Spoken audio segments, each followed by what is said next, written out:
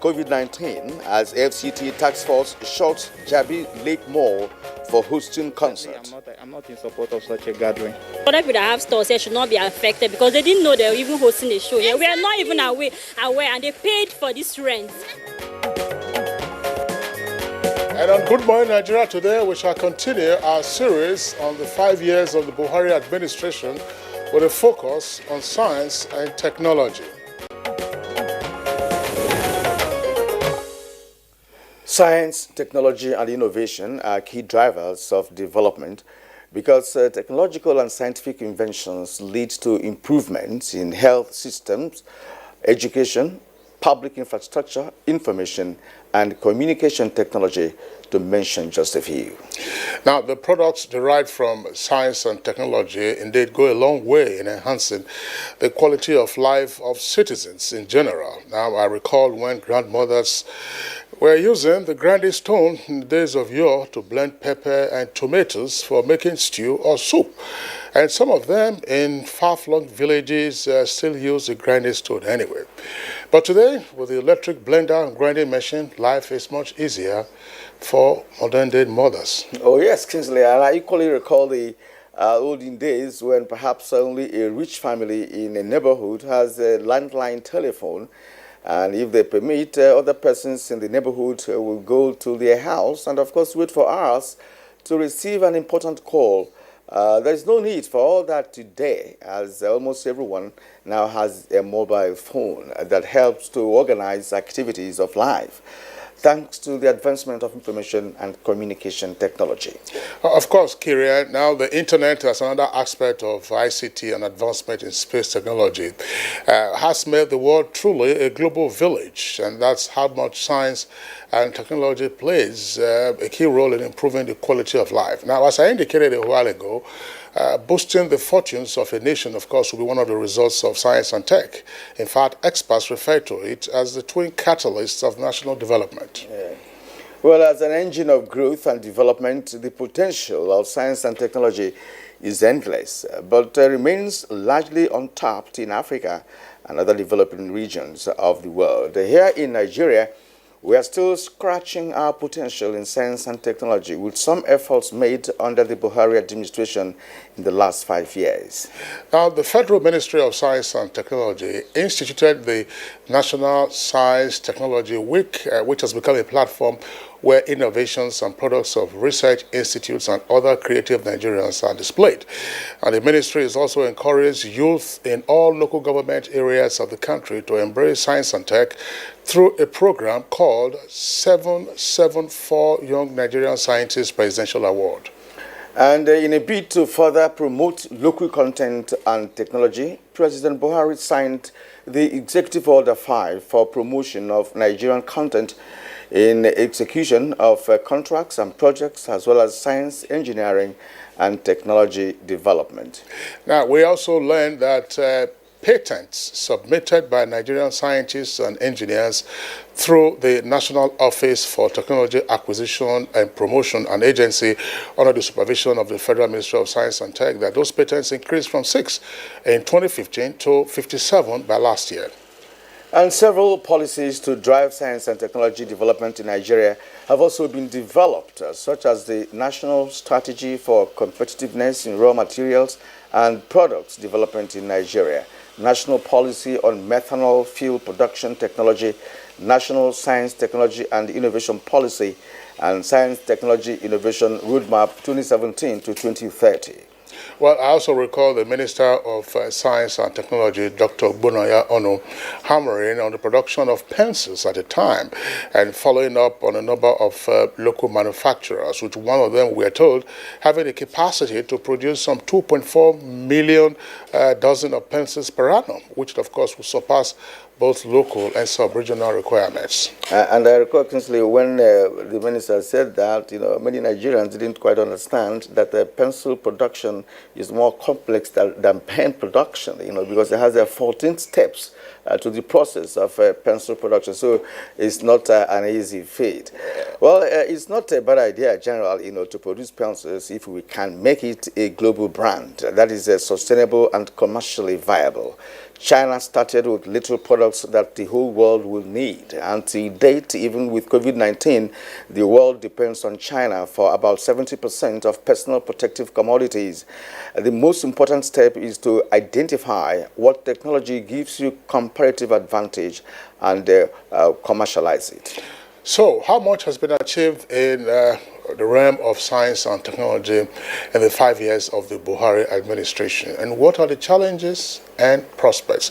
Kirian, when we were atomizing the advent of science and tech in our lives and how science and tech has made life much more livable, our viewers will recognize the fact that they are able to watch us today is the product of science and tech. And space technology particularly. Absolutely. Even before space technology, 100 years ago, there were no flights. Commercial flights. Of course, but for you to transmit, you need some airways. Commercial flights. So, all right, so that's where our focus today on Good Morning Nigeria. My name is Kingsley Osadolo. I welcome you to the program, reaching you as always live on the network service of the Nigerian Television Authority. And we are here in our nation's capital, Abuja. It's a cool morning, no rain, but a bit cloudy.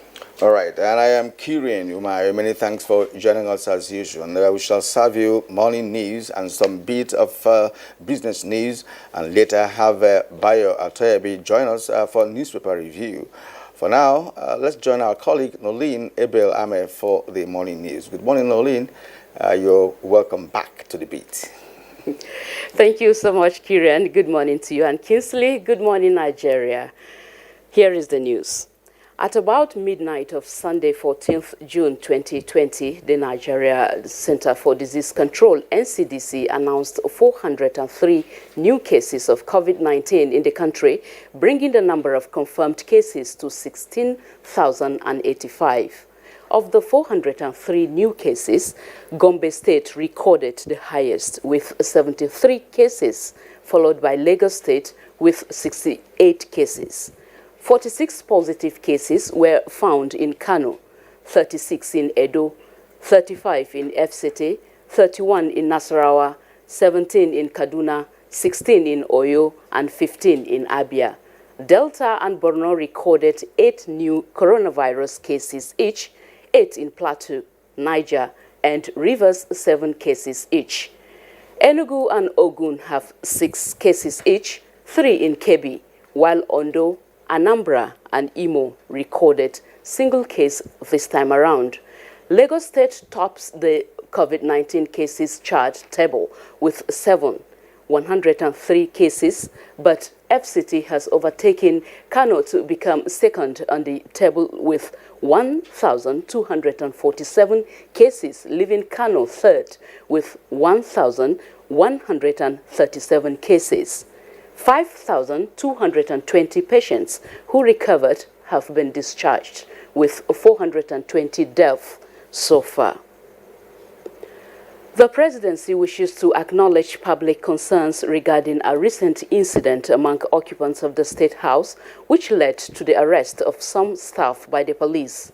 In a statement, Senior Special Assistant to the President on Media and Publicity, Garba Shehu, assures Nigerians that the President and Commander-in-Chief of the Armed Forces, Muhammadu Buhari, is not and was not at any time in any form of danger arising either from deadly infections or the reported incident by security personnel, which is currently under investigation. This particular incident happened outside the main residence of the President, and the relevant authorities have been mandated to investigate the matter for the law to take its course.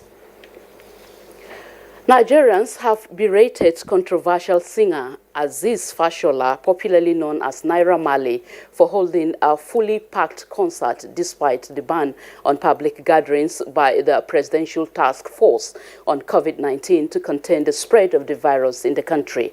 The Jabi Lake Mall, where the concert was held, has already been sealed off by the FCT administration.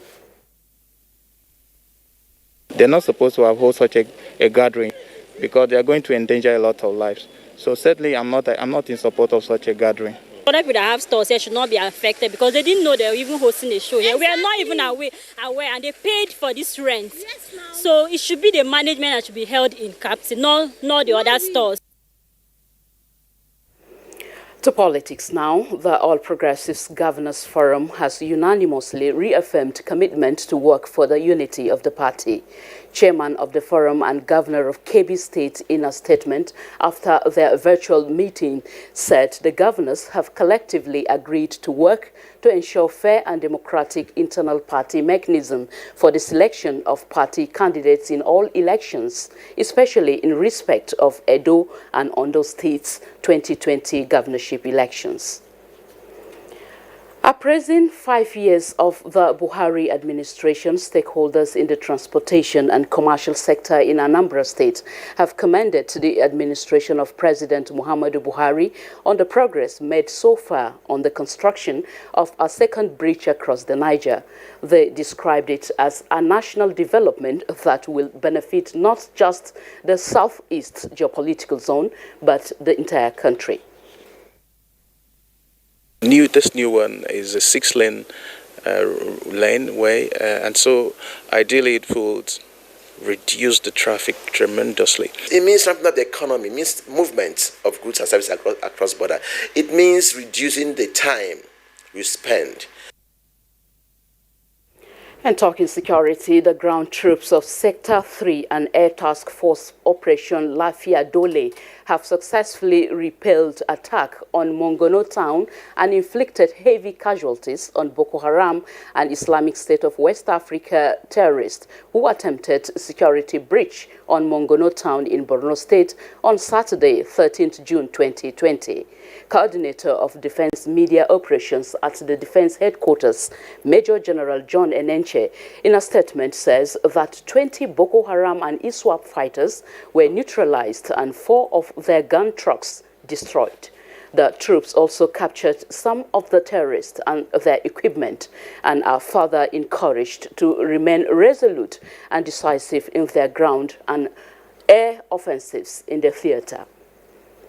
That's the morning news for now. The program continues with Kirian and Kinsley after this break. Good morning. I just don't understand this coronavirus thing. Is it real? See, coronavirus, known as COVID-19, it's a global problem and has killed thousands of people in China, Italy, Spain, UK, US, and other countries around the world. Okay. Now, why are they saying that we should stay home?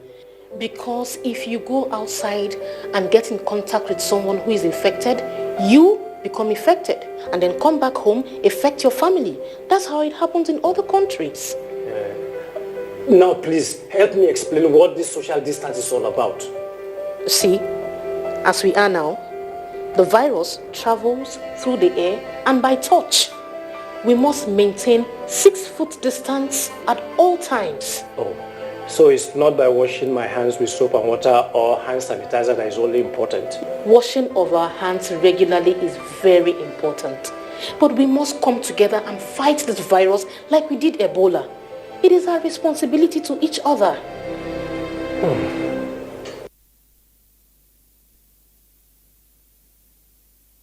The main way coronavirus spread is when infected people sneeze and cough. Small droplets of fluid expelled by cough or sneezes are laced with viruses looking for new respiratory tracts to infect. When a sick person sneezes around someone who is healthy, the virus can land in the nose, mouth, or even the eyes, causing an infection.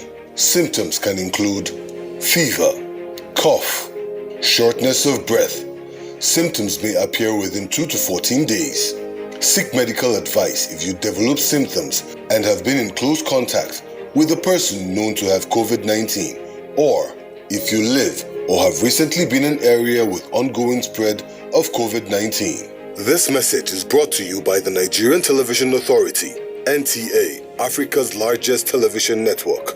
In this time of despair, our country, Nigeria, needs us now more than ever. We stand a chance to save our great country, Nigeria. A chance to rise up from this pandemic stronger and better. What will be the gain if we do not learn from other countries and observe the lockdown to stop the further spread of the virus? If we loosen our guards and allow this virus doom our very existence, then what have we gained? This is the call to every Nigerian to unite as one and stop the spread of this deadly virus. Stay at home and stay safe. Remember, the virus doesn't move unless we move. This message is brought to you by the Nigerian Television Authority, NTA, Africa's largest television network. Nigerians, let us take responsibility. Stay healthy, stay safe, and curb the spread of the virus. Take responsibility. The coronavirus spreads from one person to another. Let us avoid crowd gathering of any kind for any reason. Take responsibility. Avoid traveling from one state to another during these lockdown restrictions. Obey all the rules that are put in place. Take responsibility. Stop spreading fake news and unverified reports about the coronavirus. There is no known cure for COVID-19. Take responsibility. Observe all the measures that can help stop the spread of the virus. Together, we can do this, but only if we take responsibility.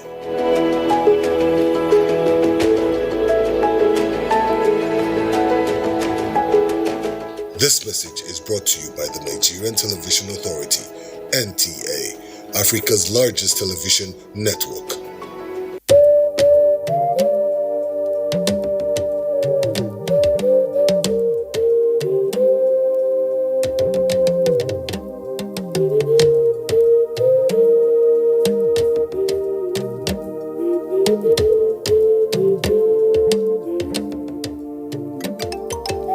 Do you not know that our enemies have no face? They are indigents of no state. They come from no place. And if this boat capsizes, every one of us will go under.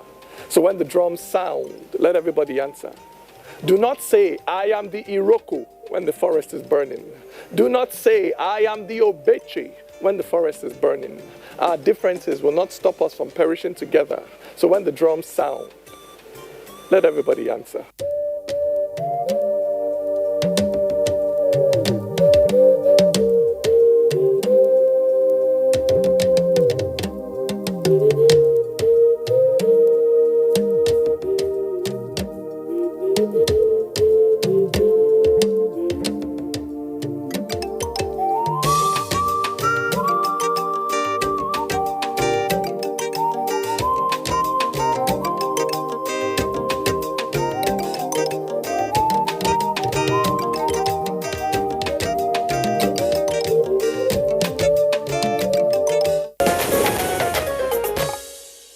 You're watching Good Morning Nigeria live on the network service of the Nigerian Television Authority. Next is business news, and here is Comfort Amodu.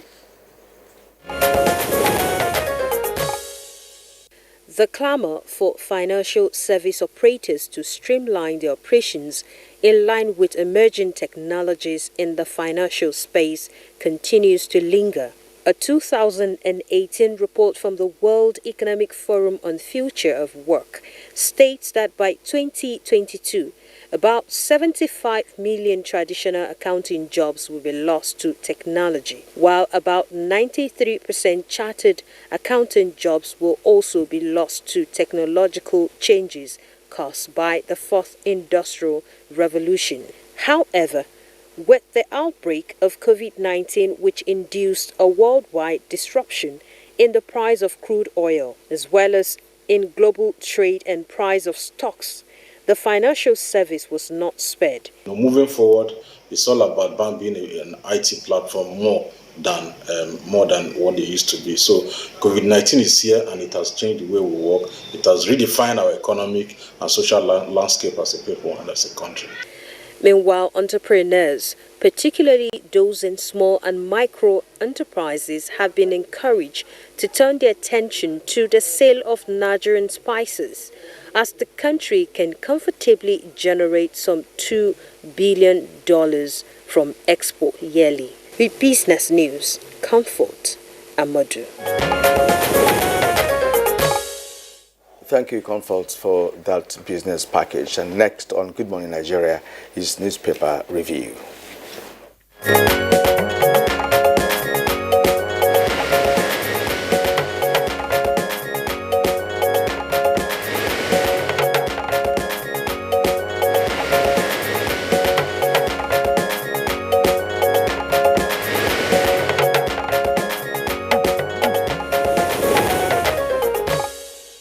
Our newspaper reviewer, Bayo Atoyebe, is here with us in the studio. Bayo, good morning and welcome. Thank you, Kingsley. Good morning. Yes, good morning, Keria. Bayo, you're welcome. Thank you. Good morning, All right. Nigeria. Let's begin with the leadership newspaper this morning, from top to bottom. Disqualification. APC governors move to save Obaseki with 2 riders. Edo governor visits PDP counterparts. Ondo deputy governor defection bid suffers setback. All the stories on page 10 of the newspaper. Now, the lead story, apprehension over spending of COVID-19 funds in states. The story is on page 4, but it had 7 riders. CSOs call for accountability. Will account for every kobo spent, say governors. Federal government to inject 2.3 trillion naira into economy to tackle post-COVID-19 recession. Saudi Arabia considers cancelling 2020 Hajj. Clinical trials underway to evaluate the plasma of recovered patients. Resident doctors begin nationwide strike today. FCTA shuts Jabi Lake Mall over Naira Marley's show. Presidency hits back at PDP order, says opposition justifying attacks on PMB with Villa incident. That's on page 4 as well. Below the photograph there, reps oppose ban on SON, that's Standard Organization of Nigeria, NAFDAC, from all ports and borders. It's on page 19. You are father of democracy, Niger governor tells General Abdul Salami at 78. It's on page 15. No 23 billion naira missing in SGF's office, says federal government. It's on page 12. Northern states at the mercy of armed gangs, says NEF. Page 14 is where you get the story. Court bars IGP others from Boa mining site. Page 2 has the story. 3-month-old baby defiled. Another student raped and killed. Page 15 has the stories. Now, Dangote exports clinker, boosts federal government's forex drive. It's on page 47 of leadership newspaper. Kingsley. All right. I have an editorial. This is from the Nation newspaper. But before we take the editorial, I think we should bring Bayo in to discuss the highlights of the window page that you've just read, Kira. Yes. Let's start with the pronouncement from the presidency. The President has ordered immediate investigation into reported gunshot within the presidential villa on Thursday. This is sequel to disputations over an aide returning from Lagos and being asked to self-isolate. The involvement of security personnel also, as well as aides of the First Lady, led to the police command to intervene. The President has directed that incident that happened should be investigated. And also the presidency says the incident was in fact outside the residence of the president and that the president was not in any threat whatsoever. COVID-19 update. Well, we were lamenting on Thursday when we had 681 cases. That seemed to have been the peak because Friday we had 627, Saturday 501, and Sunday 402. So over the weekend we had 1,530 cases. And unfortunately, we've lost 33 of our compatriots to COVID-19. Meanwhile, the Minister of Health had said that they are contemplating using the plasma of persons who have been cured from COVID-19 as a possible means of treating COVID-19 patients. Mauritius is doing a similar thing. And it may be recalled that during the Ebola crisis, Guinea used the plasma of persons who have been cured from Ebola to treat their patients. So they are working on that. In fact, the minister mentioned this during the World Day celebration for blood donation, and he also used the occasion to appeal to Nigerians to donate blood because blood is life. When we donate blood, we help to save other people's lives. And he also gave another revelation that when you donate blood, it helps to regenerate the blood in your system. And a man can donate at least 4 times in a year, women 3 times in a year. So if you can, and if you should, and you must, donate blood to help save life. Also on COVID-19. But not the commercial blood donation, by the way, because there are persons who hung around to make money. That's right. You know, when people are even selling with their own body parts, body organs, that tells you how bad it is. Anyway, we're talking about voluntary donation to save life, and that is a very, very worthy cause, isn't it? Exactly. Jabi Mall has been shot. This is sequel to the fact that they broke, an artist flew in from Lagos and gathered so many people, breaking all the protocol for COVID-19. Apparently, the mall was summoned before a magistrate, and the magistrate, the mobile court, ordered that the mall should be shut for 2 weeks. But why is that Naira Marley being caught in the web of this? Well, last time in Lagos, he was also involved in a birthday party, and meanwhile he has come to Abuja to do the same thing. I wonder, how did he fly in? Is there any flight going on? Well, this is the puzzle. When sometimes we feel challenged, we fail to look at the core issues. When you say there is restriction on its interstate movement, with the exception of persons who are on essential services, you have to ask yourself whether a musical concert is an essential service. So how did he take off from Lagos, assuming he flew from Lagos, and then how did he also take off from Abuja? Yes, how did he land in Abuja in the first instance? So you just find persons, those who are sneaking in through night buses, are sneaking in through night buses and trucks. Those who are flying, and then you are asking yourself, why won't you have, this community spread all over the place? Sadly, too, the FCDA is concerned, and they have followed up with the Lagos authorities that they should inquire and find out how he was able to break the lockdown and fly out of Lagos. And maybe they will, from the Abuja, like you mentioned, they should also... private jet? Does he have a private jet, or is he a commercial airline? So, I mean, it's questionable how he even made it, because I'm not sure it's by flight. It could be by land. But Kieran, however he made it, the fact is that it was a clear breach of the extant regulations governing COVID-19. Exactly. And those regulations derive from the Quarantine Act. So it's so simple. I mean, a number of us have been stranded, as it were, unable to move except, just be around the FCT. And in the meantime, you have all kinds of persons who are bragging about, being able to sneak in from one, from one place to the other. People are traveling as if things are normal. Precisely. It's clearly irresponsible. And this is where some of them go to the so-called super spreader centers. And then they come and you see the numbers of COVID-19 climbing. They are well over 16,000 now. And so the most surprising thing is that some persons that are responsible, people you tend to be asking questions about whether it is real or not. That's right. At yesterday, I had somebody asking that question, whether it is real. And I was confused at that point. I said, look, if this person is asking this question, then of course we're finished.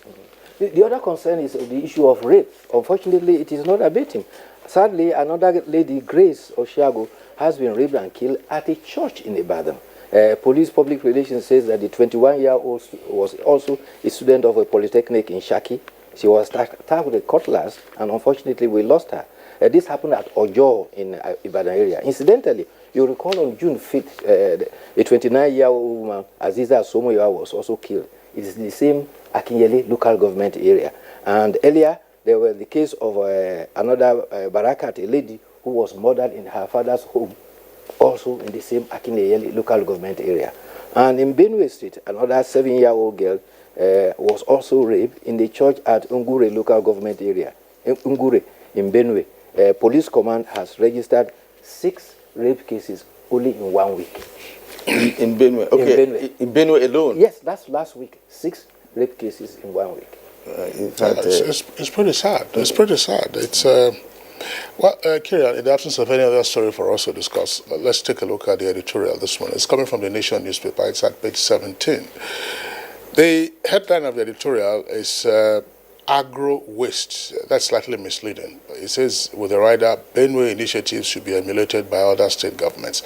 When you read agro waste, it's like we're talking about industrial waste, in other words, byproducts from agricultural activities, but it's actually talking about agro losses. It says last week, Vice President Debi Oshibajo undertook 2 important tasks in the Zaki Biam. They kicked off the reconstruction of the yam market and as well as inaugurated a 200,000 capacity yam storage facility. So the editorial says in part that the country can do more with such interventions, especially at this time. And it says for a country with no less than 16 agricultural research institutes, it's a shame that she has neither been able to optimize her potential in agriculture nor talk of harnessing the boundless opportunities in the value chain to avoid agricultural losses, in terms of wastage and poor transportation and so on and so forth. Well, one cannot agree less with that editorial because our nation is endowed with a lot of agricultural produce. If you apply between the north central up to going to the northeast. Every year during the rainy season, you'll be shocked to find the quantum of mangoes and other fruits that are available ready and wasted because there are no means of preserving them or processing them.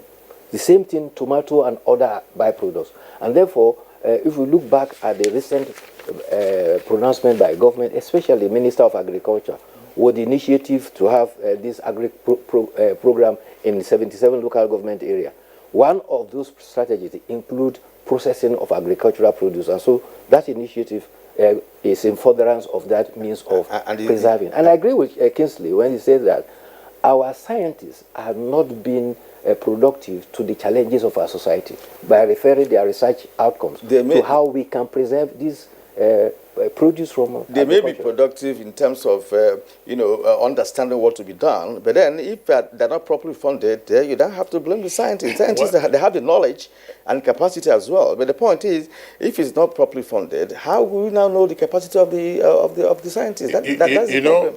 Kirian, this is incidentally what we're having as our conversation this morning on science and tech. So we'll have the opportunity of exploring it in further detail. Baya Toyebe, it's a new week. We'd like to thank you for being around. Thank you too. We'll see you again tomorrow. All right, it's Good Morning Nigeria live on the network service of the Nigerian Television Authority. We're taking a short break now. When we return, we'll get ahead with our item for discussion. Coronavirus, also known as COVID-19, is spreading at an alarming rate all over the globe, including Nigeria. With the number of infected persons in Nigeria increasing daily, prevention is better than cure. Coronavirus has no cure. The virus spreads from one person who affects two persons, and by the time the affected person is isolated, the two persons have affected four, and it keeps spreading. You must take preventive measures to save yourself and that of the people around you. Always wash your hands with soap and water. Put distance between yourself and others. Whenever you cough or sneeze, cover your mouth. Clean and disinfect surfaces. Stay at home if you're sick and contact the proper authorities. Together, we can cut down the spread of the coronavirus. This message is brought to you by the Nigerian Television Authority, NTA, Africa's largest TV network. In Nigeria, there is one sound we need to silence.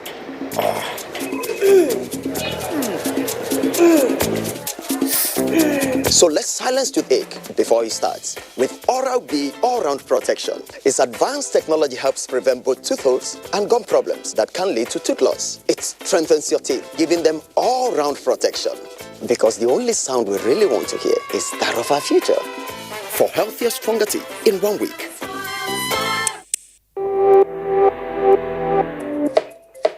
Welcome, dear. Have you washed your hands? I'm inside my house again. This thing not the key black man. I don't know if it's misinformation or poor hygiene that will kill you first. Coronavirus is real, and good hygiene practice will save your life. Anyway, no hand washing, no eating. I will not take care of it. I was one of the parents.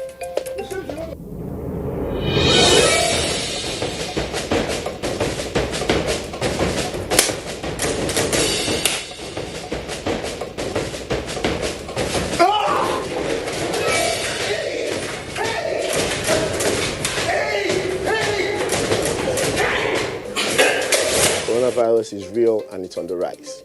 But you can help yourself and help others to be safe. Remember, we can stop the spread.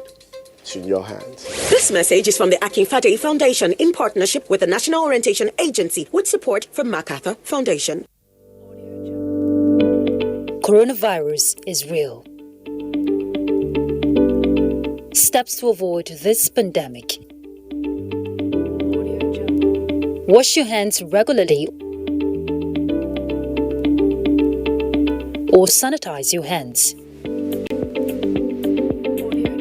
Keep social and physical distancing. Avoid crowded places. Stay at home unless absolutely necessary. Don't touch your eyes, nose, or mouth if your hands are not clean. Avoid the spread of coronavirus. Coronavirus is real.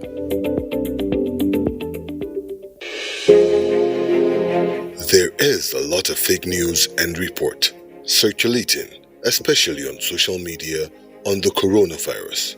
Do not believe or partake in the spread of these fake reports.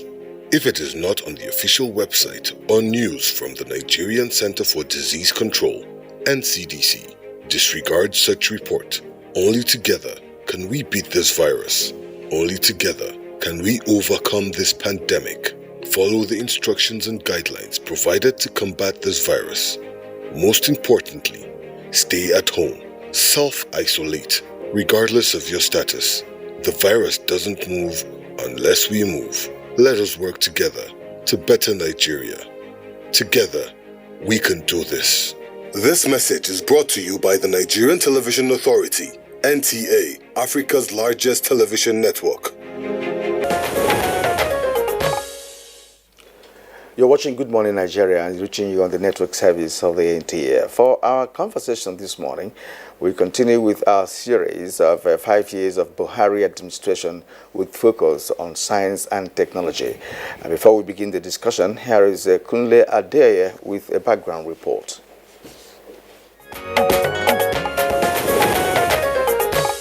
A lot of ministries, departments, and agencies of the federal government have been vibrant in the bid to raise the bar in governance within the last 5 years of the Buhari administration. The Ministry of Science and Technology is one that has been actively involved in actualizing the lofty ideas of President Muhammadu Buhari in emancipating Nigerians from years of stagnation.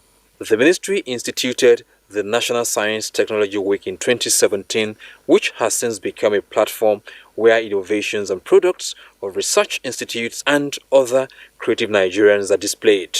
The local content policy of the federal government has been projected through the promotion of indigenous projects. This has made President Buhari to sign the Executive Order 5 for planning and execution of projects, promotion of Nigerian content in contracts and science, engineering, and technology. Meanwhile, 19 new high-yield crops varieties have been released by the Ministry of Science and Technology to enhance agriculture. Earlier in 2016, the ministry initiated a program to encourage youths in all the 774 local government areas of the country to embrace science and technology through a program tagged 774 Young Nigerian Scientists Presidential Award. The prospects of commercializing science and technology became rife under the present administration. The ministry is planning a 180 billion naira National Science, Technology and Innovation Roadmap 2030. The roadmap is expected to move Nigeria from assemblage to manufacturing. The production of pencils being spearheaded by the ministry is expected to generate 400,000 jobs. These efforts of the Ministry of Science and Technology under President Muhammadu Buhari still leave room for improvement and broaden the outlook for the future. What are the gains so far, the challenges and prospects for the future? Answers will be provided by guests on Good Morning Nigeria in a moment.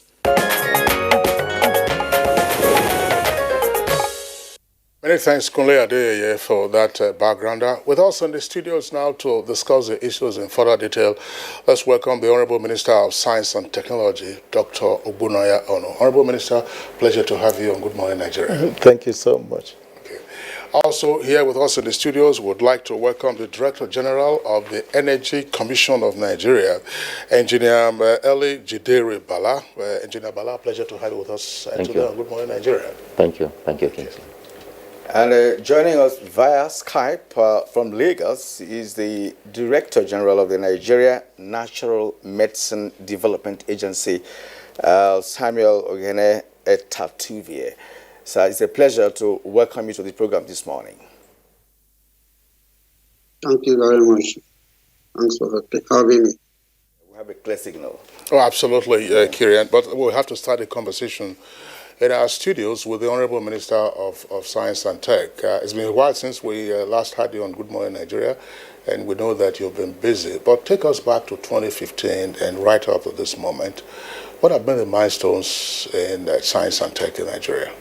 Yes, we in 2015, when I came in as a Minister of Science and Technology, it was very clear to me that Nigeria must pay more attention to science and technology, because all through history, people think it's just maybe because of COVID-19 or even modern history, but all through history, since the history of man was recorded, no nation has ever become truly great without science, technology, and innovation. A nation can be wealthy, but not great. And in most cases, such nations lose such wealth. But once it is on the basis of science and technology, you will find that it's sustainable. So we've done a lot since 2015. The first is that we have tried to sensitize our people, Nigerians, to appreciate the importance and the relevance of science, technology, and innovation to nation building. And we're very happy that we've gotten good results in that. And besides general mobilization, we have targeted the young people. In the intro, we have a program whereby we go to all the 774 local government areas and try to promote science and technology by identifying those who in future will be notable scientists. What that means is that in every local government area, we now organize, it's done by the local government. They will organize tests in mathematics, in physics, in chemistry, and biology, and they select the best. Now you move to the state level, where the best from the local government areas will come and compete on the same subject areas, and then you bring the best. Now the best from all the states and the FCT will come to Abuja, where we pick the best 3. And so far, Mr. President Muhammadu Buhari has been so gracious. He's giving scholarship awards to the first 3 to study up to PhD level in any Nigerian university, in any science-related discipline. We've also looked at gender balancing. We want our girl child to be interested in science and technology. We've taken this up. We've visited schools, girls' schools. We've engaged professionals, our very reputable women in science and technology. Some are vice chancellors. Many are professionals like medical doctors, engineers, and we've engaged them to go around, particularly the rural areas, to talk in our schools, to encourage our girl child to show interest in science and technology. And we are very happy with that. Then also, we, wherever I've gone to, I've visited traditional rulers, because they are very important. They live with the people, and in many cases, people respect them. And we say, please, use your office and explain to our people within your own area of jurisdiction the importance of science and technology. So that mobilization, I believe, is the most important, because once the nation sees that relevance, and it's working, it's been very helpful. It will lead us to becoming the truly great nation that Nigeria must be. Also, we have done a number of things. Before 2015, we have 17 agencies that we supervise. We find that all the research findings are used more for career advancement. And we said, no, this is good. It's just like in the universities, you either publish or you perish. So we want that. We want you to be very creative, be very inventive, publish. But all research findings that you believe can become products, and also even services, we must make sure that we commercialize such research findings so that we can now have these products in the marketplace. Because that is the time when Nigerians go into the market and they find that, yes, gradually, many of the things that we import are being replaced by the things that are produced locally, they will now start seeing more the relevance of science, technology, and innovation to their own daily living. And this has been very successful.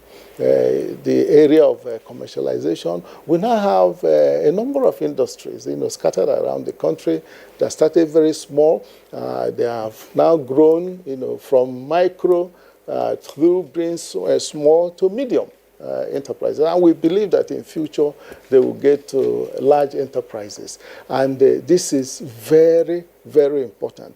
Then also we looked at areas that are of great importance to the nation. For example, Nigeria, with a population of 200 million people plus, we must feed ourselves. It's very important that we must feed ourselves. So we must do everything to make sure that all that food we used to import from outside, we can grow them, we can process them. I just saw, maybe not in the intro, but before the intro, the losses, harvest losses that we have. Yes, and many people don't know that agriculture is essentially 90% science and technology. They think it's just the tractors they see that prepare the land. No. Or the harvesters that harvest, no.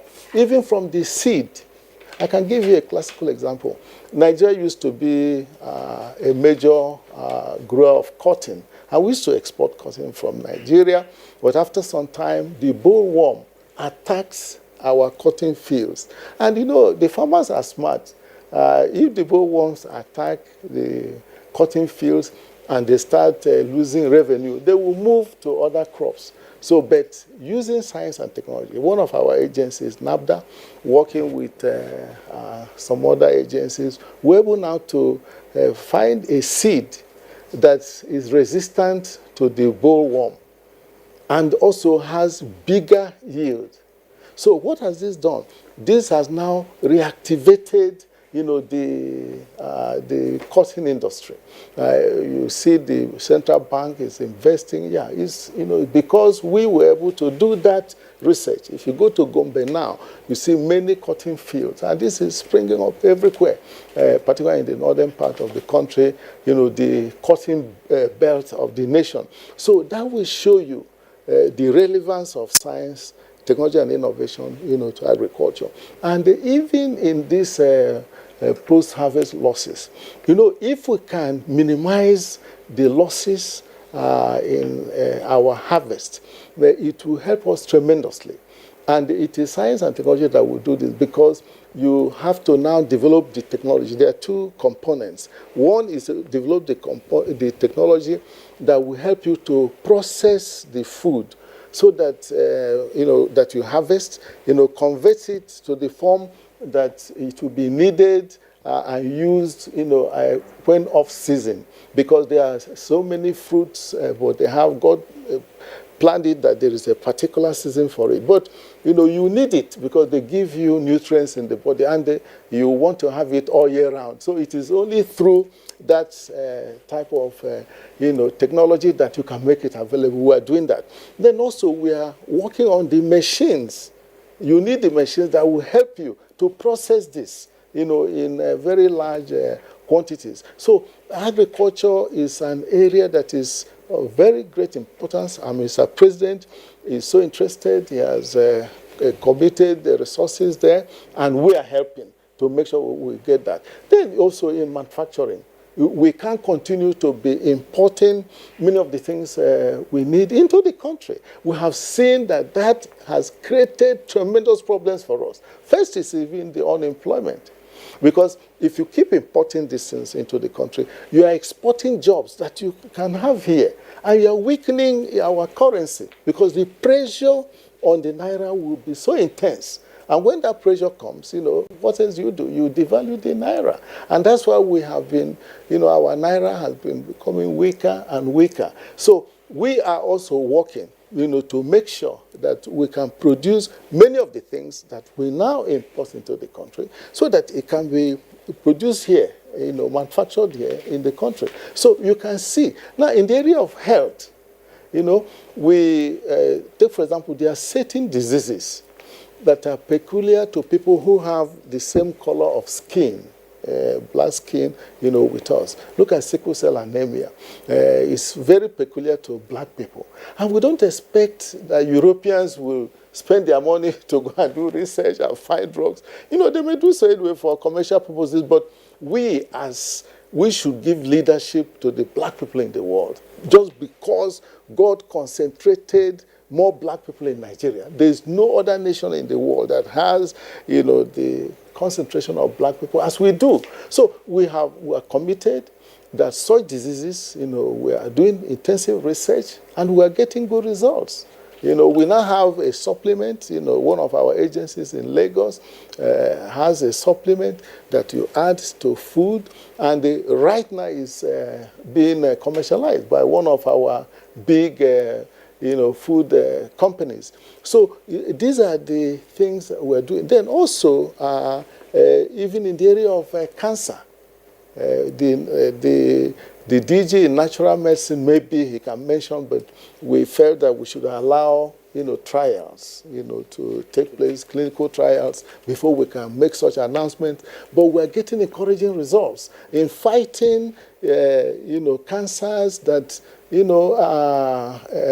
have been responsible for more deaths, both for female and the male, that is women and men in the country. So that is the area of health. Now, even in sports, we are producing football, that is international standard, that is cheaper.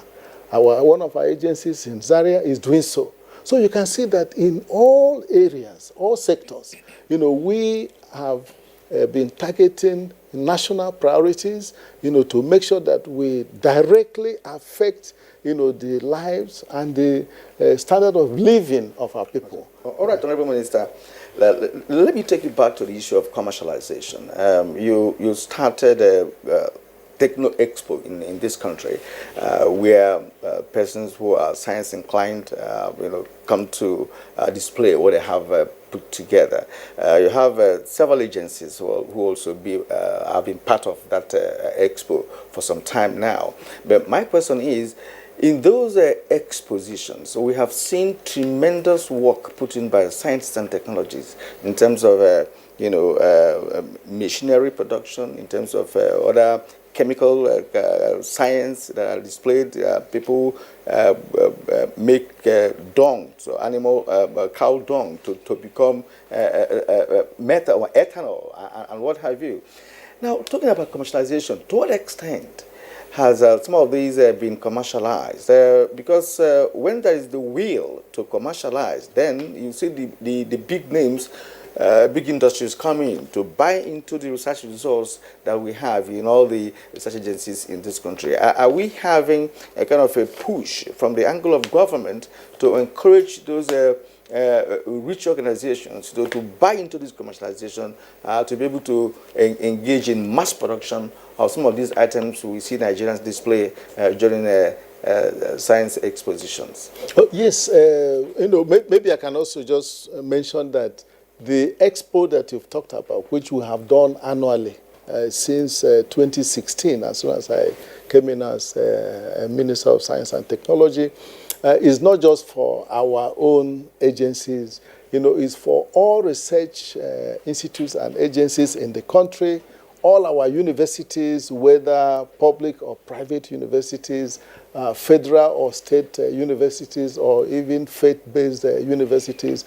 I'm sure if you move around, and you see even secondary schools, very interesting, and I'm happy you talked about it. Let me just give you one example. Not this last one, about 3 years ago, the expo that was held here at Ego Square in Abuja, I was just in the Proda stand when a man came in, and he said, look, he was just about traveling to Thailand, to go and buy the equipment that he saw that Proda displayed.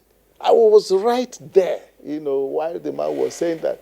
So I was so happy. I said, okay, fine, this Proda, so we have, in terms of, for example, those high nutrient biscuits Though when people talk about biscuits, they say, no, but it's important because this is a very special form of biscuit that can help children who are suffering from malnutrition recover very quickly.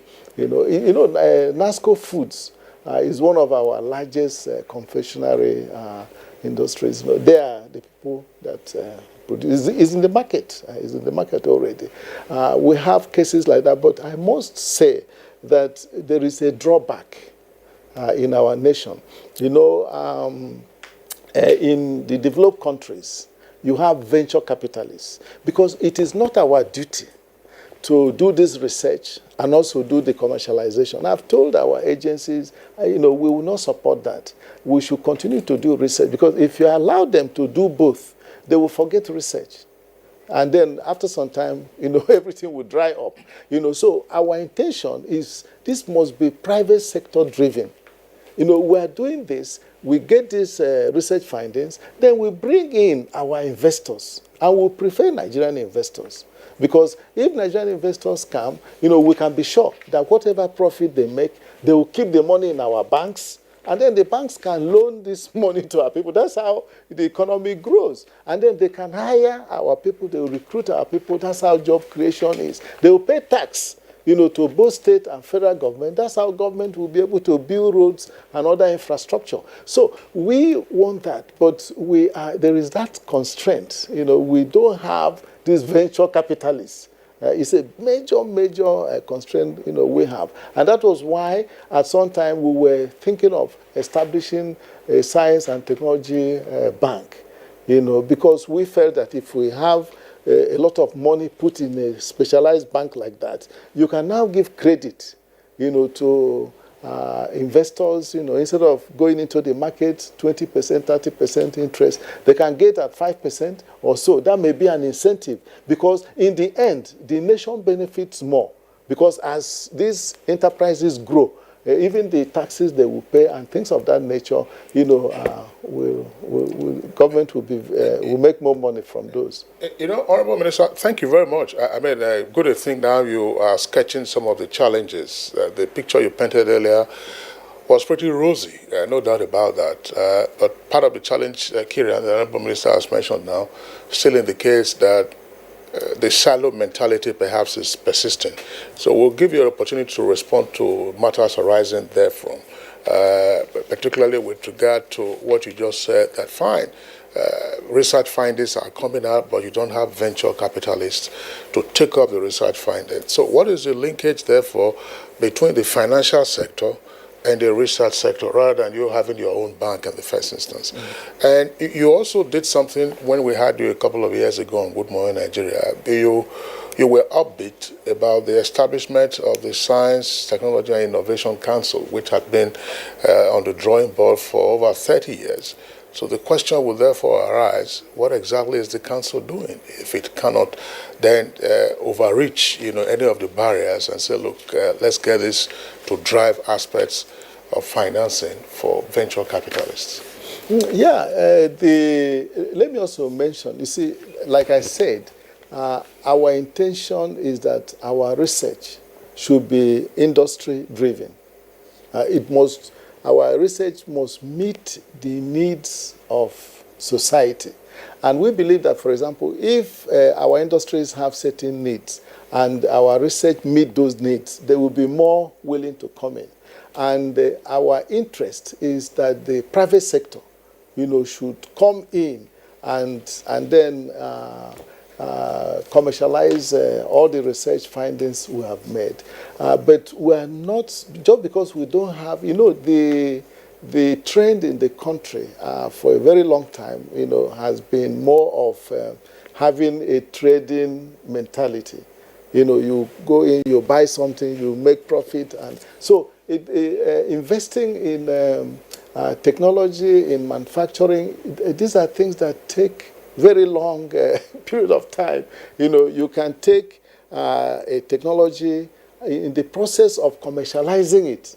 It may not turn out the way for example, if you take about 10 technologies, those venture capitalists, they believe that if about half of it, say half of the number, 5 succeeds, they will do a lot, because even one can pay for 9 that failed.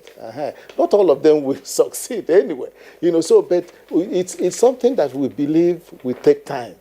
And that's why in the interim we're thinking of, that bank in the interim. But ideally, if you have venture capitalists, then they will come. The financial sector, will back them up, and they can commercialize research findings, very, very easily. But the council, like last time I came, and we must give credit to Mr. President, this is a council that was set up in 1986. The Science, Technology and Innovation Policy was set up in 1986, and they approved 1986, and the council is the lead organ that will implement it. But for 30 years, there was no such council. So if you don't have a head, the body cannot function. So I try to show that may have been one reason that we didn't get the full benefits that we should have from science and technology.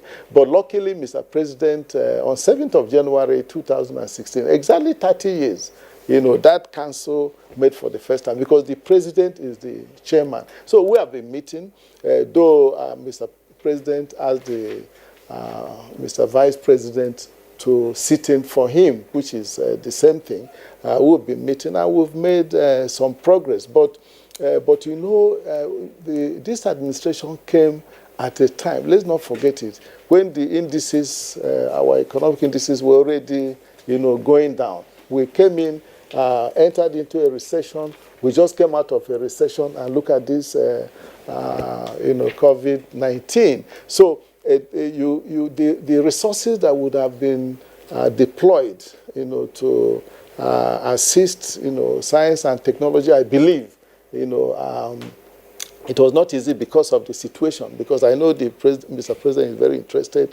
He would have done it very easily if it is not the circumstances, that we found ourselves. So, but we still believe that we are now doing our commercialization, at a different level. What is that level? That level is all these, we have these 17 research centers. There is one of them, the National Board for Technology Incubation. Maybe you may not have invited the DG here. We will bring him maybe next time. That agency is set up to receive all these technologies.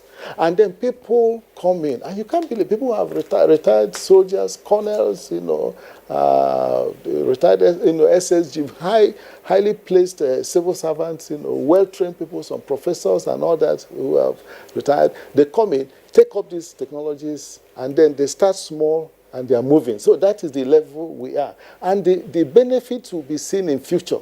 I am very confident in 10, 20 years to come, you are going to see these companies that have started very small growing into bigger companies. You have the benefit of explaining to us, how this incubation center works, so that if there are others who are interested, they might take advantage of it. Yes, actually, the MBTI DG, I think once in a while, I think sometime last year, was not on Given Nigeria, but on Weekend File, where he elaborated on some of the activities of the incubation centers, in parts of the country. And I've been privileged, actually, to cover some of these centers, like the one in Mina, in Kano, in Nnewi, and Oka, and several other centers. They are doing pretty well. Yes, they are doing pretty well in terms of manufacturing some machinery, some scientific products as well, as Minister mentioned.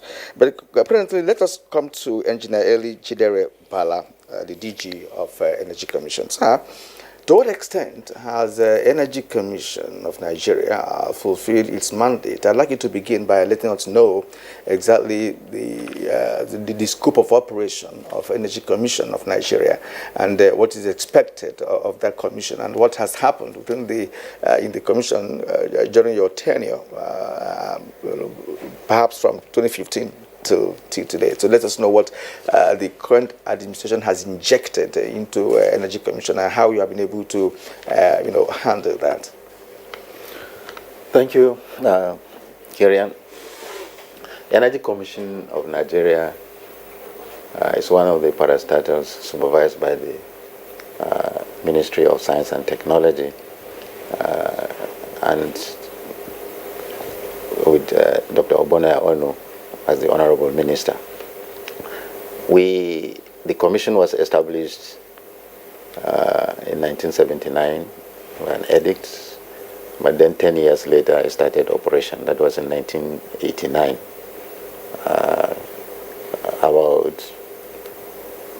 And it started operations after the heads of states of ECOWAS met in Cotonou in 1985 and took decisions after having analyzed the importance of energy within the sub-region to its development, that each member state should establish a government agency to be known as the State Energy Commission to coordinate and plan for the development of the energy resources within its own state. So far, Nigeria first established the Energy Commission by operationalizing it in 1989. Then Ghana followed in 1997. And the primary mandate of the commission, as established, as stipulated in the law, now under Energy Commission Act E10, and laws of the Federation of Nigeria 2004, with the primary responsibility for strategic planning and coordination of national policies in the field of energy, strategic planning and coordination of national policies in the field of energy in all its ramifications. And in doing so, it's to become a center of gathering and disseminating information on the developments in the implementation of national policies. It makes recommendations for the exploitation of new energy resources. It monitors the performance of the energy sector, as well as liaises with international energy organizations for the benefit of the nation. It also involves in training and manpower development within the energy sector, among other things. Now, once immediately it got operationalized, particularly with the primary mandate of strategic planning and coordination of national policies on energy. You're aware that even before the establishment of Energy Commission, there have been energy is, that is, the energy sector is broad. We have the oil and gas sector that had been there a long time ago, before 1989. The electricity sector was also a very prominent subsector. So it needed all these subsectors had policies, but we never had a single national energy policy from which scholars, investors, development partners can actually lay hand on and see which direction is government moving in the development of its its energy resources. So stakeholders were brought in, and a draft was made of the national energy policy then. And that was in 1993, started in 1993.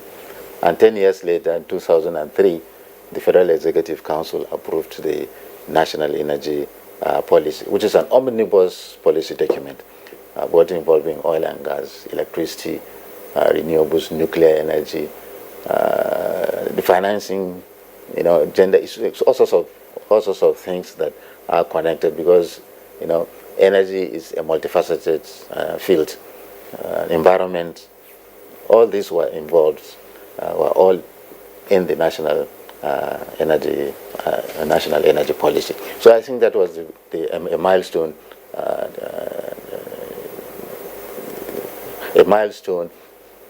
output for the establishment of the Energy Commission. Now it went further to produce the master plan. Out of a policy, you make out a master plan, and to make up a master plan is that you must tell the nation where you want to go to, based on the policies, particularly associating it with numbers, targets, timelines. And so it liaises with International Atomic Energy Agency, which has one of the best energy planning division. It came to develop the skills using models to tell us how far we need to go. The typical output is, for instance, the work we did with the International Atomic Energy Agency had shown us that by 2030 we needed nothing less than 100 gigawatts of electric generation capacity. If with our population growth, high population, the level of industrialization we want to go into, and etc. and etc. But however, we know where we are at the moment. There's a lot. There's a big gap. We also evolve demand on the petroleum products, which becomes a guide to number of refineries we need to have, and for exports. And even in our demand, we discovered that really we even needed to import electricity. Needed to import electricity in the long run in order to support the demand. And that is why we believe that the ECOWAS network would. Go ahead. That is, the ECOWAS network is really very, very important in moving electricity from one part of the region to another. And in fact, we could even import electricity even from Central Africa, where you have very huge renewable energy sources, that is the large dams there. One very important thing that I think Energy Commission has done is that we're happy at the moment that renewables has now become very, very prominent, not only because of climate change, not because of environmental things, but particularly we started this for the purpose of energy security in diversifying the energy mix of the country, because it's in line with the law that we must make recommendations for energy, for new energy sources. Okay, thank you very much, Engineer Jide Bala. We will return to you against the background of what you have said, so that we drill further into what has happened, say, in the last 5 years, what the Buhari administration inherited, and then what the achievements have been since 2015. But let's go back to Lagos. We understand that we are unable to get in via Skype now. Kirian, that looks like a major challenge. Yes, that's the Director General of the Nigeria Natural Medicine Development Agency. Okay, well, we understand it's back now. DG, Nigeria Natural Medicine Development Agency, that's Samuel Ogene Etatuvie. Those who want to make it impossible for you to be on Good Morning Nigeria today, they will fail. So we know that the gods are on your side and are also on our side this morning. But tell us something. I mean, the Honorable Minister was indicating some new advances in terms of research in the health sector, and yours is from the natural medical perspective. Exactly what has been happening in that subsector? Yeah, thank you very much. I want to first of all use this opportunity to thank the Honorable Minister for better appreciation of the potentials and the relevance of the traditional medicine knowledge and associated bioresources. Before now, since he came in, has given us a lot of support and encouragement. Actually, one of the challenges we had before 2015 was the poor funding and late release of funds that we could not access. Actually, by 2015, when he came in, we had a zero capital. But he felt that that was not good enough for an important sector like the natural medicine or traditional medicine sector. He has supported us and has encouraged us. We, like you mentioned, we had a lot of, based on our mandate, we have a lot of activities because of those support in terms of R&D. And I also want to mention here that the agency was established in 1997 by ministerial order. And we'll be trying to have the legal instrument that formally establish it. It was by the support of the Honorable Minister, we were able to move it through FEC, and eventually we'll have the act establishing the agency signed into law by Mr. President on the 24th of June 2019. So that is just last year, so which is a big achievement for the agency. And like I mentioned, because of the support and some increased funding for the agency, we've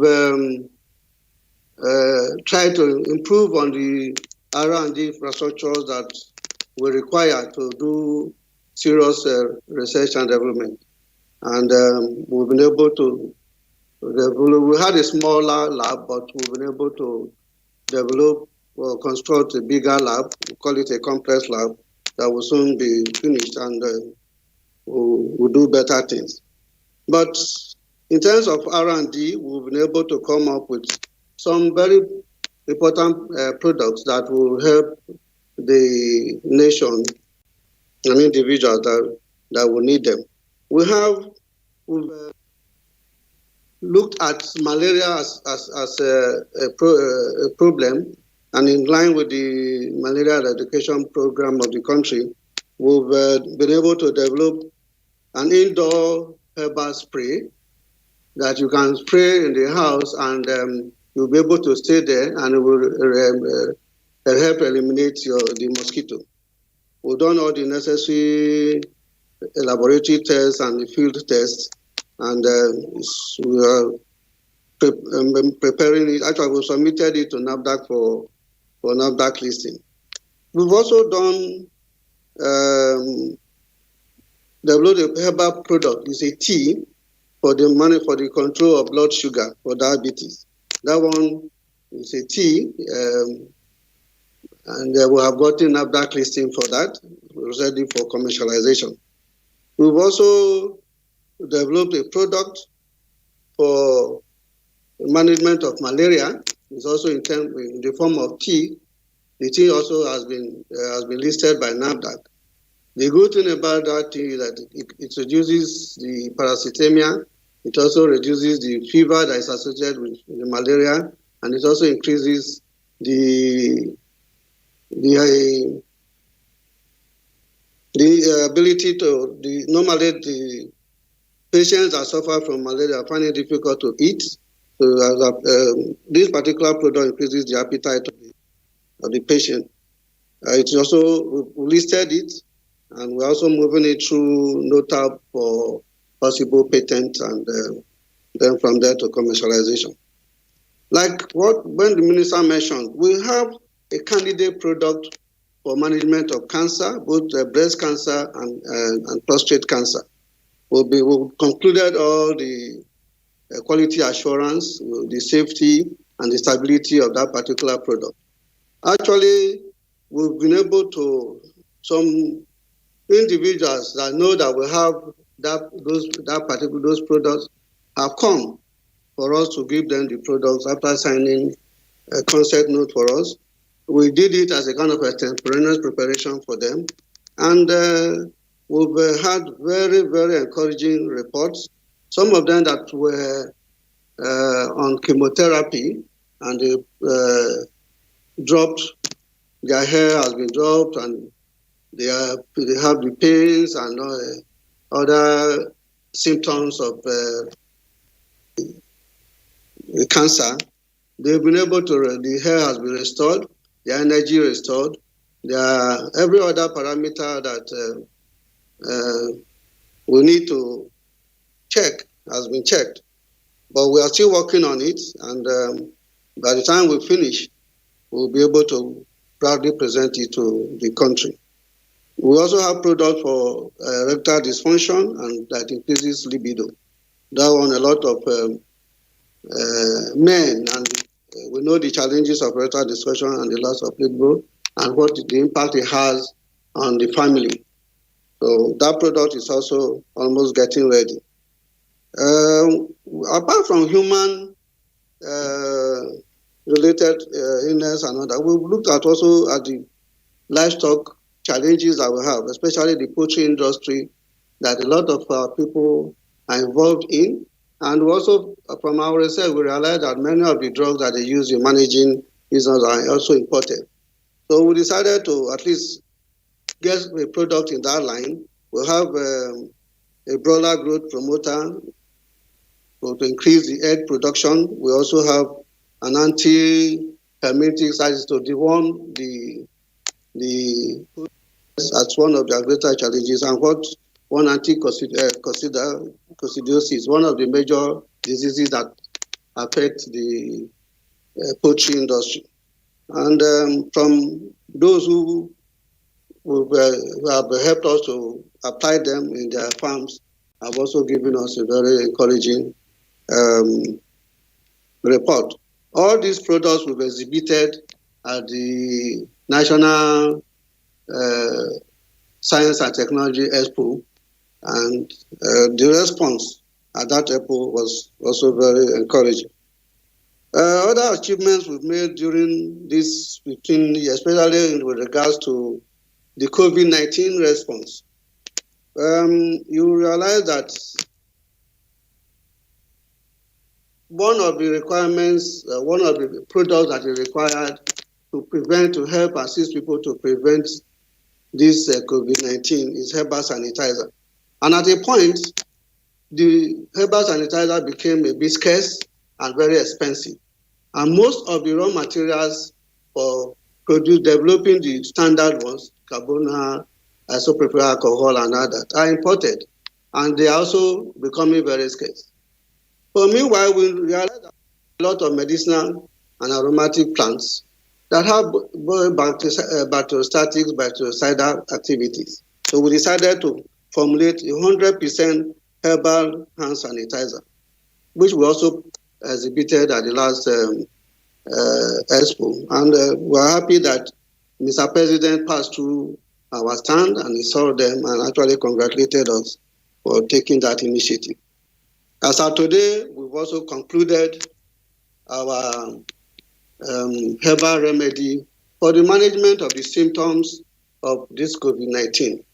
If you realize that most cases, the severity of this COVID-19 clinical variant is about 5, from asymptomatic to mild to moderate disease. I think that if you are able to take care of the symptoms like fever, cough, shortness of breath, pains, there are established medicinal plants in this country that have scientific, that they have both, apart from they have the capacity to reduce fever, to manage cough, to open up the airways, and also to take care of. They also have antiviral and antibacterial properties. So that by the time people in that category that are not have gone down to the level of severe and critical, that requires ventilators and other oxygen support, can use this product. We've not been making noise about it because we felt it is proper. We do all the right things, all the necessary analysis before we can come into the open to measure. But I just want to let our Nigerians know that these are some of the efforts that my agency, Nigerian Natural Medicine Development Agency, has done in the area of looking for solutions for the treatment, prevention of the COVID-19. We, as an agency, we also know that the traditional medicine knowledge is more located at the grassroots level. And with the support of our Honorable Minister, he graciously approved our establishment of 6 zonal centers for the agencies.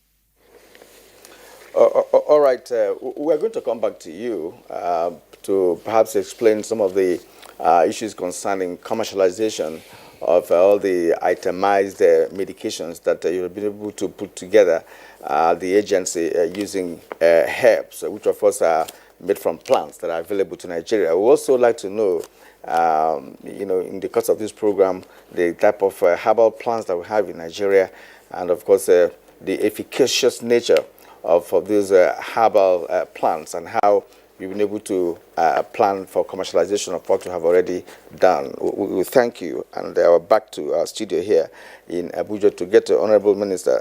Honorable Minister, sir, Nigerians in the informal sector have also participated actively in the expo, and you could see that there are many individuals who are not in any organization, who are individuals that come up with something that are so intriguing. For instance, the man that produced the wooden car, with which you came into the arena 2 years ago, he's from Mina. He's just a high school leaver, and he doesn't have any, he doesn't work in any organization, but he was able to do that.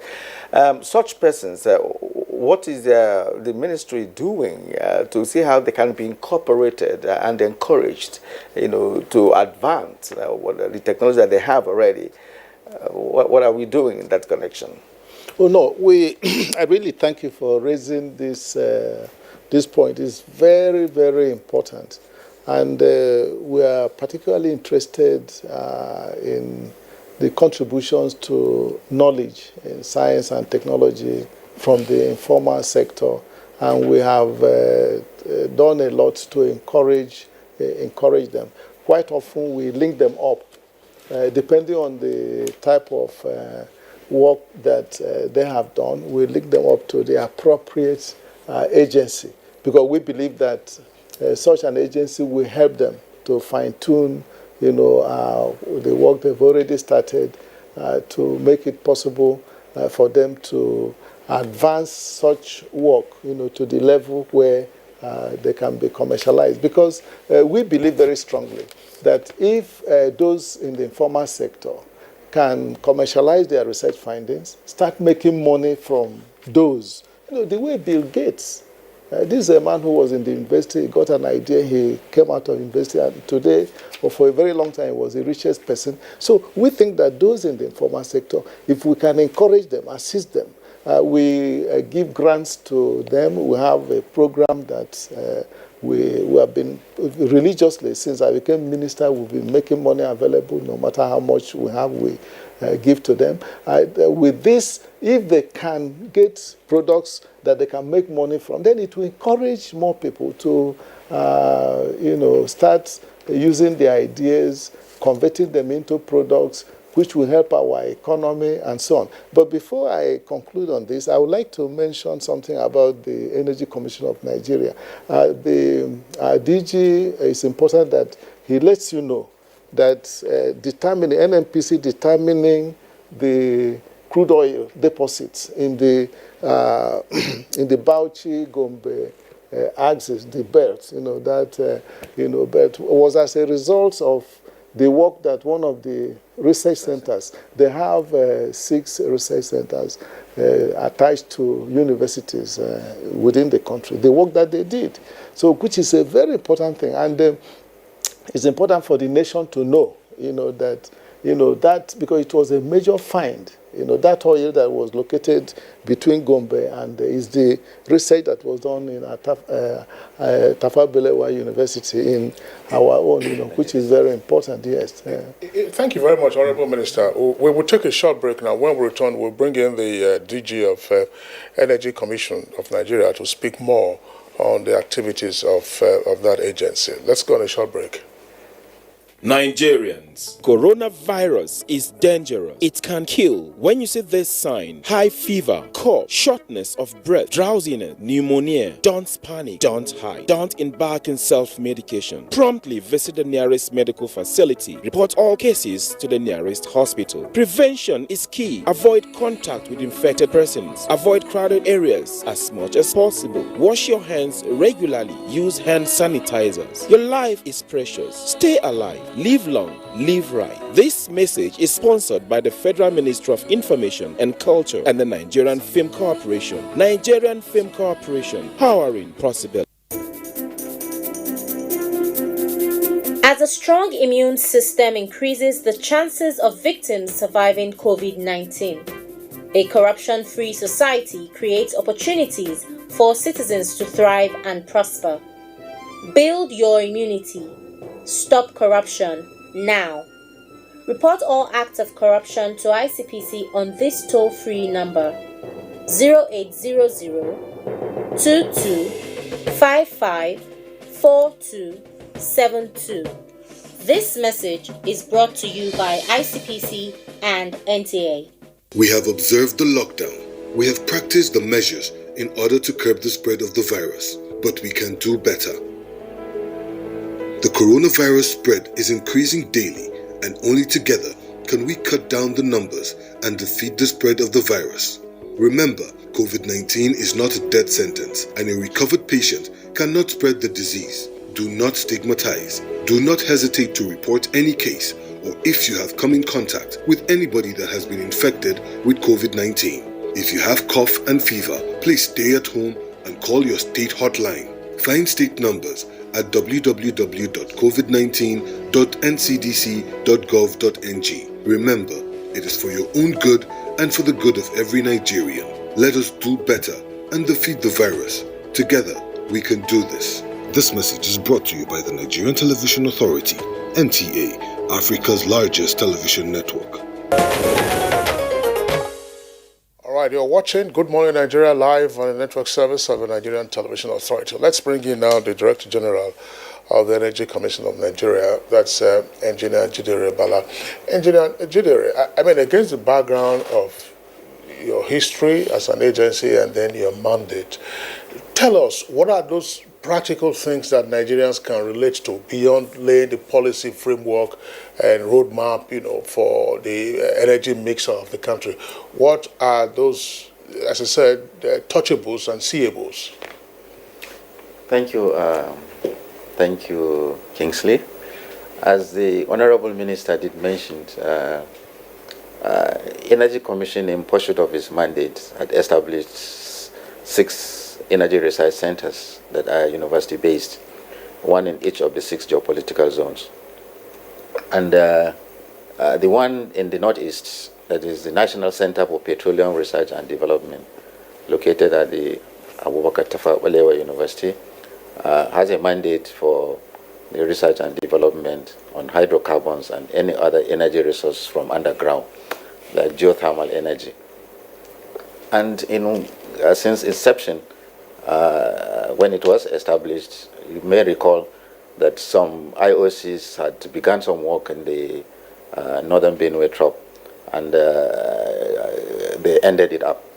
But with the little that was obtained, the center did some analysis, and with some research work in collaboration with some work done in some Malaysian universities, came up with a model that indicated that there are potentials within the northern Benue Trough to actually get commercial source of crude oil. And subsequently, in liaison with the NNPC Frontier Exploration Agency, they were able to go deeper, and then that is the find that they have gotten. So the collaboration between the center and the NNPC actually contributed to what we now have as the Kolmani 2 oil finds. The other centers, we have the Sokoto Energy Research Center and the National Center for Energy Research and Development based at the University of Nigeria and Nsukka. They are the 2 oldest research centers that we have. And these are basically on solar and other renewable energy. And a lot of the outputs have been found. We are very happy to say that the level of development within the renewable energy sector now in the country is because of the work done at Nsukka and Sokoto Energy Research Centers of the Energy Commission of Nigeria. Is the Commission strictly a research agency, or it does more beyond research? I'm asking this because when you're talking about the energy mix, of which renewable energy is very critical, I mean, a long while ago, it was established that the northwestern part of the country, say Katsina, is very valuable for wind energy. And I think the Yar'Adua administration started something in Katsina. Ibadan is also supposed to be very good for that. But we are not seeing this available. I mean, everywhere is still generator. So that's why I'm asking this in terms of the next steps, so that it becomes valuable for the user. Well, I think the commission is both. Okay. I mean, you have to advise government, make recommendations based on research findings, even policy that is policy direction can be informed through research and development. I mean, research must not only be seen as, you know, a young man or a person in a white jacket in a lab, you know, mixing chemicals or turning a lathe, or doing the work on friction or something of that nature.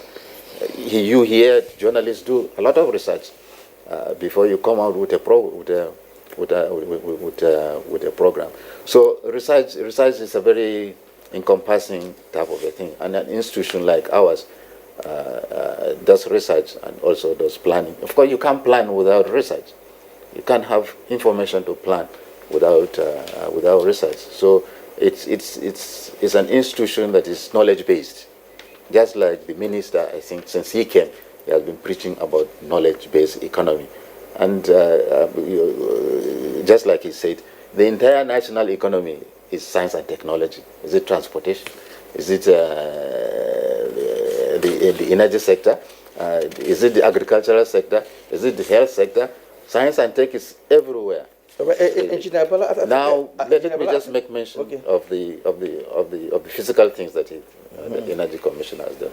In these research centers, we've been able to have research particularly in solar energy, the devices, promoting renewables, solar PV technology, the first to be promoted. I think the first solar water heater was established in 1988 in NIPS by the Sokoto Energy Research Center, providing clean water for drinking and sanitation to staff in the NIPS, National Institute of Policy and Strategic Studies in Jos. In rural communities, I think right from 2015 to now, I think we've installed over 300 solar-driven water boreholes in rural communities. And you know what it is if you are from a rural community where you drink water from the stream, to have clean water to drink and clean water for sanitation. It affects health, it affects human development.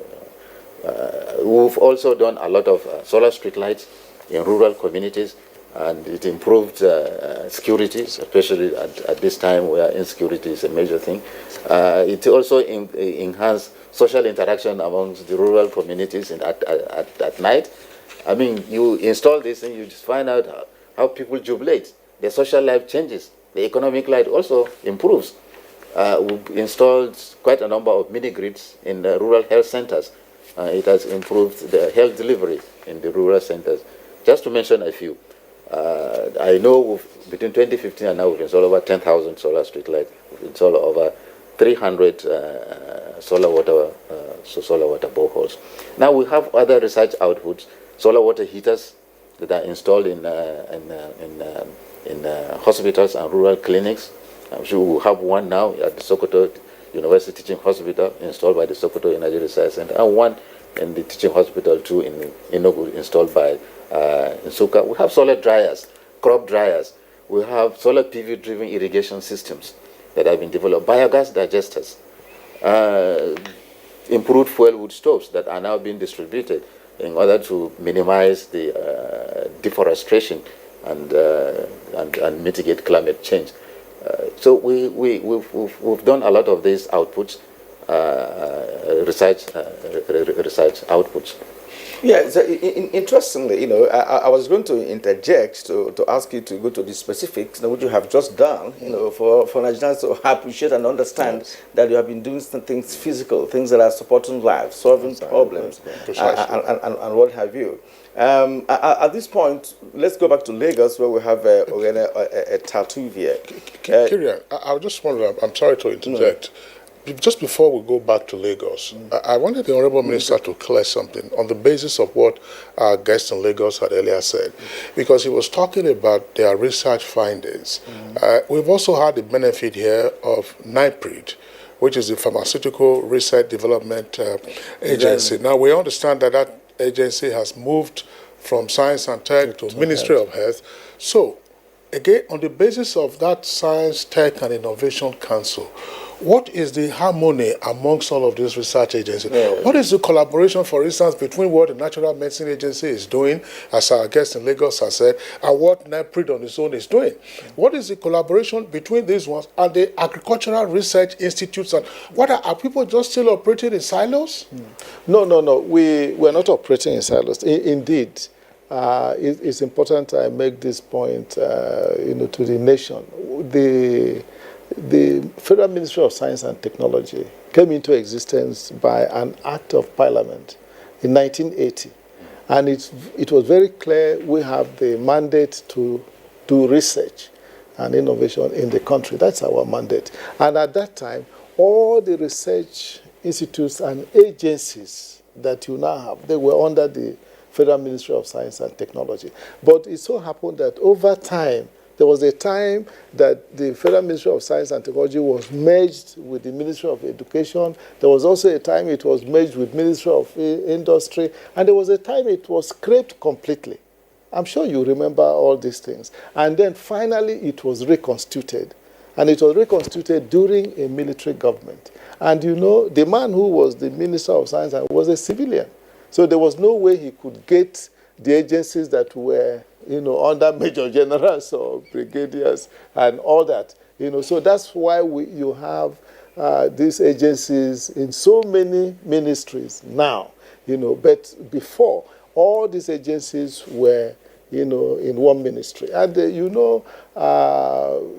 for efficiency, if you don't want to duplicate research efforts and so on, you need to, bring these things together. That is the essence. If you have any nation that has a Ministry of Science and Technology, naturally, we'll put all the research institutes and agencies in one place. So that, because when I became minister, the first thing I did was to make sure that there was no duplication within the 17 agencies, because 17 is still a big number. So I made sure, because when you have limited resources, you must make sure that you apply every kobo in the wisest possible manner. And so that is that. But within the council, you see, the council has Mr. President as chairman and also has 16 ministers. 16 ministers is minus the Federal Executive Council. There is no other council that has, that type of number. We also has Manufacturing Association of Nigeria. It has ASIMA and all that and so on. So the council brings everybody together. So you shouldn't worry. Whether you are in health or you are in agriculture or in environment or in science and technology, you are there. And also the council is not just for federal, we're interested in the research and innovation in Nigeria. That is why it's important that, for example, when we do all our programs, we involve subnational government, we involve the state, we bring them together because, you see, the development of the nation cannot just be left for the federal government. No, it can't. It won't work. You must go to all levels. So that council, is responsible for research in Nigeria. And if once we have a research fund, that fund will promote research, in all, not only both the universities, polytechnics, and when you come to universities, whether it's federal, whether it's state, whether it's private, whether it's public, whether it's faith-based, all those don't matter, provided they do research. Now, you go beyond that, even in the industry, because industry must have, research centers. It's very important.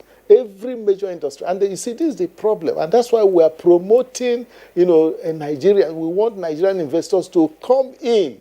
Because all these foreign companies, they come here to Nigeria. They make a lot of money. But they do the research in their home countries. And that is not good for us. They should be doing the research here because there are certain things that are very unique to us, peculiar to us. So this is the issue. So we need industries to do research, and we will promote them. because it's important. Every research in Nigeria will help grow our economy. All right, sir. I think the part of the issue here, is that in this country, the investors are not keen into science and technology as they should be. Those that are showing interest are not adequate enough to address the challenges we have in the sector, and even to ensure that all the research works that are coming out from the different research agencies, are put into use to solve a societal problem. That's, I think, one of the basic issues that we have. Until investors begin to, come in here, I think we will not go. And Kirian, sorry, I don't know. Let me just very shortly. You see, NOTAP is one of our agencies, and one of their mandates is to promote protection of intellectual property through patents. And everybody knows in the world that patents, the best measure of innovation anywhere in the world. Oh, yes. And in 2015, when I became minister, there were only 6 patents that passed through NOTAP. But do you know that number has grown from 6 to 16 to 50 to 57, 58? So this shows that the research and innovation is making tremendous progress in the country. People may not see it, but it's there. So it is important that this link-up is done. Because we're not interested in silos. We have broken those silos. Yes. We want the industry, we want the research institute, we want government, to work together. So there's more synergy now? Oh, yeah, there is. All right, and again, we've had the NOTAP DG some time ago, about last month. He also expatiated on what you have just mentioned. Okay, let's go back to Lagos and get this question to whoever Oriene Talvuvier. Sir, you enumerated some of the items that you have in your kitty at the agency, and how efficacious that they have been, and of course how acceptable it has been when NAFDAC has given you a go-ahead. But let's think beyond that. What are we getting with respect to commercialization? I know it's not your responsibility to do that, but what steps have you taken to ensure that the necessary agencies are in the know of what you have and could key into commercializing the tea that you have mentioned, which of course the reason for what you are doing is to ensure that Nigerians benefit from that. So what is the next step after you have done the ones that you have explained to us earlier on? Yeah, well, the next steps, like especially for those of them that the 2 products that have been NAFDAC listing. So, like when we were at the expo, we were a lot of people that came. Some of the industrialists showed interest in coming to discuss with us. But because of the challenges of this COVID-19 and restrictions on movements and all that, we've not been able to push it forward. But we are confident that before this year runs out, 1 or 2 interested partners will come and will finalize the discussions on their commercialization. So that is for those products. The other ones I mentioned, they are still undergoing standardization processes. And once we are through, we also push it through NAFDAC listing. Like I want to emphasize one part. Our policy as a research institute is to you develop your product, you move it to patenting or move it to NAFDAC listing before you do anything about publishing the paper. Because once it goes into public domain, you may not be able to have the patent that you desired, which actually most investors are interested in, and they cannot pay you royalties and all that. That has also been the emphasis that our Honorable Minister has always given to us. So those are the issues as regards to commercialization. Then on the issue of I was just wondering, Mr. Ogane Tatuvia, please, very quickly, in line with the question that Kirian asked about commercialization, you talked, for instance, about the type of teas that you have, teas for diabetes and teas for others. When you go to the shops, you find all kinds of labels on all kinds of teas, making claims to some of these things that you have just indicated. So how do we ascertain that which is yours out of the laboratory and indeed already certified by NAFDAC, and then the others who are probably just puffs? Well, I'm not a regulatory agency, we're a research and development agency. My concern is to bring to the public what I can defend, issues of safety, issues of effectiveness, issues of quality are very germane if you want to do product development. And I want to also emphasize this fact that drug development takes time and also takes money. It takes time and it takes money. There are processes you must go through, and as a scientist, you must go through before you jump into the public and begin to announce what you've done. Because you are supposed, papers, you can develop them, send them for peer review journal discussions and all that. So that is why some of these products will be a bit quiet about them. We want to be sure that anywhere anybody takes it, we'll be able to call back. Many people, even those of us, me in particular, that the one for control blood sugar. That's what I use in managing myself. The one for malaria, most of my staff and other friends, they take them and they give us very good information. I mean, very good response. So we are confident of what we are putting out, and we sure want to use this opportunity to call on any interested promoter. All right, Owen, Kingsley is interested in some of those products, so if you can get it across. I'm not diabetic, by the way, Kieran. From what you have said, you make it available to us, it will be very important. I'm sure our viewers out there are also interested. Exactly, yes. But I know that you are a native doctor from Enugu, Kieran. Honorable Minister, you started the expo since 2016. But I want to assure you that NTA has been in the business of doing such expo for the past 25 years or more. And we concentrate on children, high school, primary school. It's been there for years. And we always expect that your ministry will support and collaborate with us in this direction.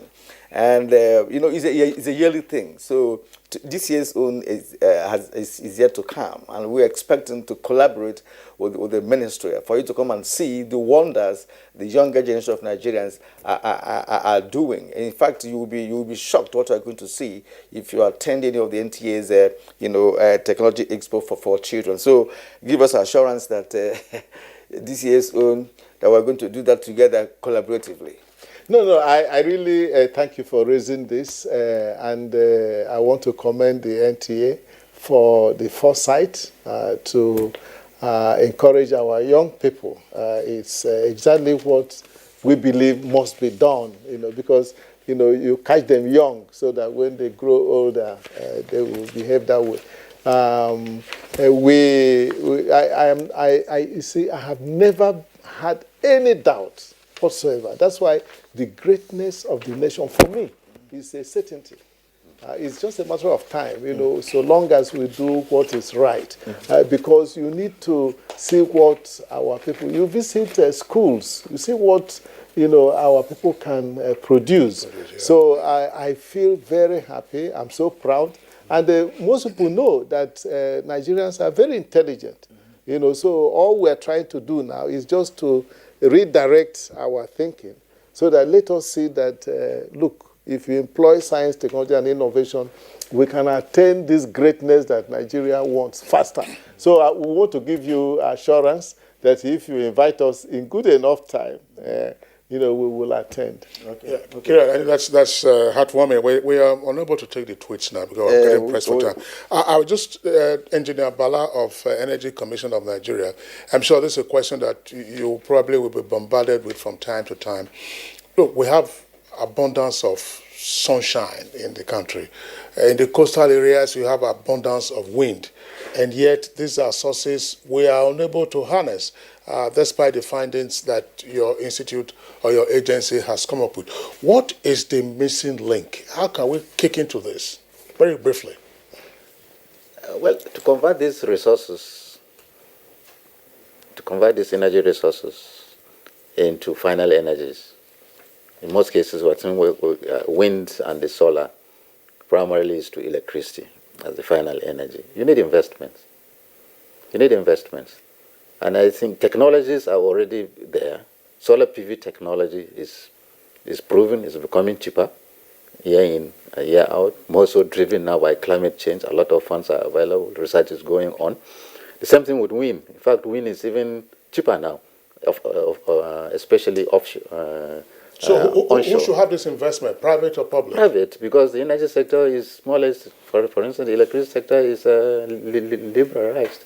Privatized. No, sorry, let me come in here. But then, there is the need, sorry, DG, there is the need for us to have solar cells produced here in Nigeria. Yes. Because if we produce solar cells in Nigeria, we are going to reduce the cost of these solar panels. There's supposed to be one at Karachi here near Abuja. No, that is the solar panel. But the major component, 60% of is the cell. And then that cell, you get it from ordinary sand. From the sand, you produce silicon. We have it everywhere. Then you produce silicon. Now, from the silicon, you get the solar cell. And then from the silicon, there are so many other things you are going to produce for. That will be a challenge. Yeah, it's a challenge. That's what we need. We need it as a nation. Because look at this Silicon Valley in America. That's how the Silicon Valley. Okay, Honorable Minister, we'd like to thank you. We have actually come to the end. We've exhausted our time. We appreciate the fact that you were able to be here with us this morning on Good Morning Nigeria. Honorable Minister of Science and Technology, Dr. Ubonne, it's been a pleasure talking to you this morning on Good Morning Show. Dr. Mohammed Lawal Buga, Engineer Eli Jidere Bala, we also like to thank you for coming. That's the DG of the Energy Commission. It's a pleasure having you here this morning. Professor, rather. Yeah, well, I called you a professor earlier on, and my colleague said it's engineer. No, it's both. Both. Engineer professor. Yeah. All right. Then via Skype, we had the Samuel Ogene Tatuvia. We thank you for being part of our show this morning. Thank you indeed for coming. All right, so that does it for us today on Good Morning Nigeria. We appreciate your being with us. We are back tomorrow, same time as always, 7 o'clock in the morning. Until then, stay safe and be well.